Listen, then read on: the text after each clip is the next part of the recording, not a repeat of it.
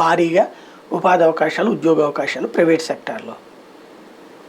తెలంగాణలో ఏ స్థాయిలో వచ్చినాయి అవకాశాలు? దేశం నలుమూల నుండి వచ్చి కంపెనీలు పెట్టారు కదా. మరి అక్కడ ఎందుకు ఓడిపోయింది కేసీఆర్ సర్కార్?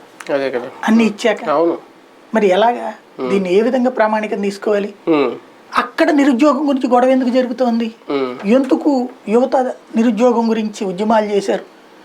ఎందుకు ఉస్మానియా యూనివర్సిటీ అన్ని అంటే కొంతమందికి అది ప్రభుత్వ ఉద్యోగమే ఫైనల్ అన్నటువంటి కాన్సెప్ట్ వచ్చేసి, రెండవది వచ్చేటప్పటికి నా మార్కులు ఎట్టున్నా సరే ఉద్యోగం రావాలనేటువంటి ఫీలింగ్ వచ్చేసి, మూడవది వచ్చేటప్పటికి మనకి ఈ ప్రైవేట్ సెక్టార్లో అయితే రేపు పొద్దున్న సెక్యూరిటీ ఉంటుందో లేదు, ఇంకోటి కళ్ళెదురుగుండా కనబడే దాని వాల్యూ తెలియదు.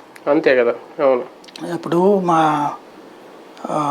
మాస్టర్ ఒక ఆయన అనేవాడు, మేము కంఫర్ట్ అనుకుంటారా, మాకు కోపం ఉంటుంది, ఎందుకంటే మాకు ఇక్కడ 30-40 వేలు, నారాయణ చైతన్యాలు వచ్చి 1-2 లక్షల జీతాలు ఇస్తున్నారు, మేమేం తప్పు చేసాం, మేము వాళ్ళకంటే బాగా చెప్పగలిగిన వాళ్ళం కదా అనేటువంటి. అంటే అసంతృప్తి అనేది ఏ సెక్షన్లోనూ ఆగదు. ఇప్పుడు మొన్నటిదాకా ఉద్యోగాలు లేనివాడికి సచివాలయ ఉద్యోగం వచ్చింది, రాగానే 15,000 కదా అన్నట్లు. ఆ తర్వాత పర్మనెంట్ చేశారు, పర్మనెంటే కదా, దీంట్లో ఒత్తిడి ఉంటుంది. అంటే ఏం చేయాలా? కూర్చోబెట్టి మేపి డబ్బులు ఇవ్వాలా?